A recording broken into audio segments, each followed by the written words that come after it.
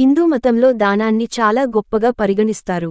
దానం చేయడం వల్ల పేదవారికి సహాయం చేయడమే కాకుండా దాతకు పుణ్యం లభిస్తుంది. దానం చేయడం వల్ల మానసిక ప్రశాంతత సంతృప్తిని అందిస్తుంది. దానం చేయడం వల్ల గ్రహదోషాలు కూడా తొలగిపోయి జీవితంలో సుఖ సంతోషాలు లభిస్తాయి. అయితే మనం పొరపాటున కూడా ఈ 8 వస్తువులు దానం చేయకూడదు. ఒకవేళ వాటిని దానం చేస్తే మనం పేదరికంలోకి వెళ్ళిపోతాము మరియు మన కుటుంబం సర్వనాశనమవుతుందని పురాణాలు చెబుతున్నాయి. మనం పొరపాటున కూడా దానం చేయకూడని ఆ 8 వస్తువులు ఏంటో వీడియోలో తెలుసుకుందాం. వీడియో చూసే ముందు వీడియోకి లైక్ కొట్టి మా ఛానల్ని సబ్స్క్రైబ్ చేసుకోండి. ఓం నమఃశివాయ అని కామెంట్ చేయండి. చీపురు ఇంట్లోని మురికిని శుభ్రం చేయడానికి చీపురును ఉపయోగిస్తారు. చీపురు ఇంట్లోని లక్ష్మీ దేవతతో కూడా పరిగణిస్తారు కాబట్టి చీపురు దానం చేయడం అశుభం. ఇలా చేయడం వల్ల మీ ఇంట్లోకి దుష్ట శక్తులు రావడమే కాకుండా ఇంట్లో ఆర్థిక సమస్యలు కూడా వస్తాయట. వాడిన నూనె జాతకంలో శని దోషం ఉన్న వ్యక్తి నూనె దానం చేయడం శుభప్రదంగా పరిగణించబడుతుంది. అయితే ఈ నూనె ఎప్పుడూ చెడిపోకూడదు, ముందే వాడి ఉండకూడదు. వాడిన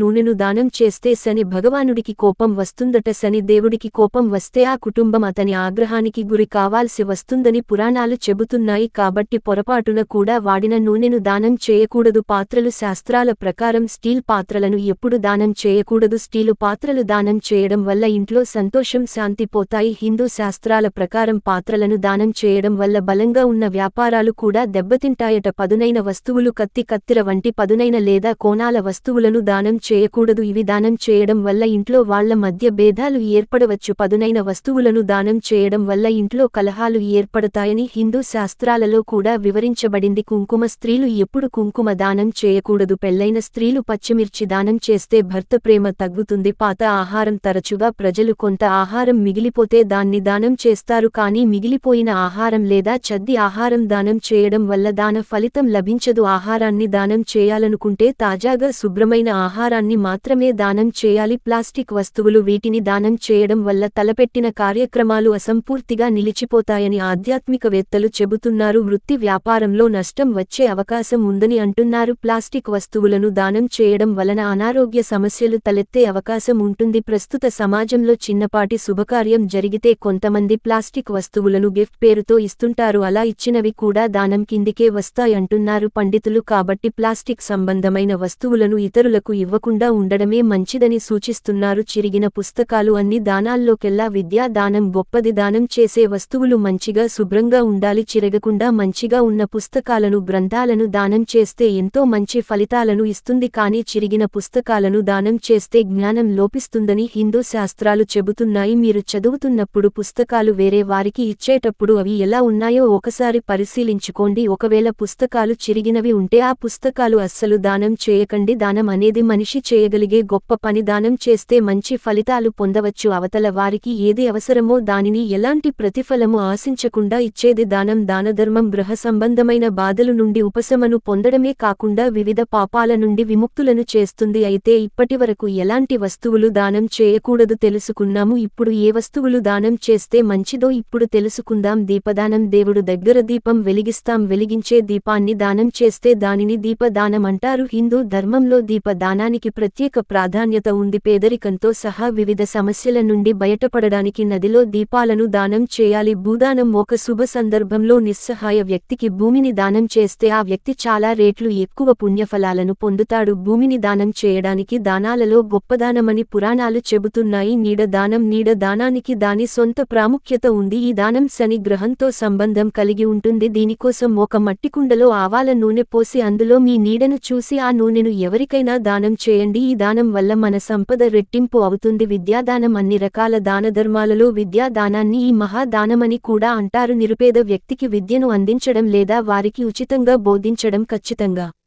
అభినందనీయం. తత్ఫలితంగా వ్యక్తి సరస్వతితో సహా అన్ని దేవతల అనుగ్రహాన్ని పొందుతాడు. వేరువేరు వస్తువుల దానాలు. వాటి వల్ల కలిగే ఫలితాలు ఏంటో తెలుసుకుందాం. వస్త్రదానం. వస్త్రదానం చేయడం వల్ల జీవితకాలం పెరుగుతుంది. తేనెపుత్ర భాగ్యం కలుగుతుంది. కానీ తేనె దానం చేసేటప్పుడు ఒక కంచు పాత్రలో దానం ఇవ్వాలి. గోవులను దానం చేయడం వల్ల ఋషిదేవ పితృప్రీతి లభిస్తుంది. గింజల దానం. దీర్ఘాయుష్యు మరియు శాంతి. బియ్యం దానం చేస్తే అన్ని రకాలైన పాపనివృత్తి లభిస్తుంది. తాంబూలం దానం చేయడం వల్ల స్వర్గ ప్రాప్తి కలుగుతుంది. అవుతుంది. ఉపవితం దానం చేస్తే బ్రాహ్మణ జన్మ లభిస్తుంది. పువ్వులు మరియు తులసి స్వర్గ ప్రాప్తి లభిస్తుంది. నెయ్యి దానం రోగనివృత్తి. ఇవే కాకుండా ఆధునిక కాలంలో విద్య దానం రక్తదానం అవయవ దానాలు కూడా చేరాయి. వీటిని దానం చేయడం వల్ల పుణ్యంతో పాటు భగవంతుని అనుగ్రహం లభిస్తుంది. దానం చేసేటప్పుడు ఈ విషయాలను కూడా గుర్తుంచుకోవాలి. దానం ఎల్లప్పుడూ స్వచ్ఛమైన హృదయంతో చేయాలి. దానం ఇవ్వడానికి అవసరమైన పేద వ్యక్తులను ఎంచుకోవాలి. దానం చేసేటప్పుడు దానం చేసిన వస్తువులను అవమానించకూడదు. దానం చేసిన తర్వాత దానం చేసిన వస్తువుల గురించి చింతించకూడదు. ప్రతి వ్యక్తి తన శక్తి సామర్థ్యాన్ని బట్టి దానం చేయాలి. దానం చేయడం వల్ల ఎలాంటి ఆర్థిక సమస్యలు ఉండవు. జీవితంలో ఆనందం శ్రేయస్సు ఉంటుంది. దానం చేసే సమయంలో ఆలోచించకూడదు. క్రమం తప్పకుండా దానం చేసే అలవాటును పెంచుకోవాలి. ఎవరికి దానం చేయాలంటే దానం ఎల్లప్పుడూ అవసరంలో ఉన్నవారికి మాత్రమే ఇవ్వాలి. అవసరం లేకుండా ఎవరికి దానం చేయకూడదు. అలాగే డబ్బులు దుర్వినియోగం చేసే వారికి ఎప్పుడు దానం చేయకూడదు. అంతేకాకుండా దురాశపరులకు స్వార్థపరులకు దానం చేయకూడదు. అయితే శక్తి ప్రకారం దేవాలయం లేదా అనేక విభిన్న సంస్థలలో కూడా దానం ఇవ్వవచ్చు. ప్రతి మనిషి తన శక్తి మేరకు దానం చేయవలసిన దానమనేది ఉన్నవాడికి లేక కావాల్సిన వాడితో ఇవ్వడం కాదు. మనం ఇచ్చే దానం తీసుకున్న వారికి ఉపయోగపడే విధంగా ఉండేటట్టు చూసి ఇవ్వాలి. ముఖ్యమైన విషయానికి ఏమిటంటే దానం ఇచ్చేవాడు తీసుకునే వారిని పేదలుగా లేనివాడిగా అల్పుడుగా భావించి ఇవ్వరాదు. దానం తీసుకునే వారిని సాక్షాత్తు విష్ణు స్వరూపంగా భావించి ఇవ్వాలి. అప్పుడు సంపూర్ణ ఫలం లభిస్తుంది. ఇలా ఇంట్లో ఏ వస్తువైనా దానం ఇచ్చేటప్పుడు జాగ్రత్తగా దానం ఇవ్వాలి.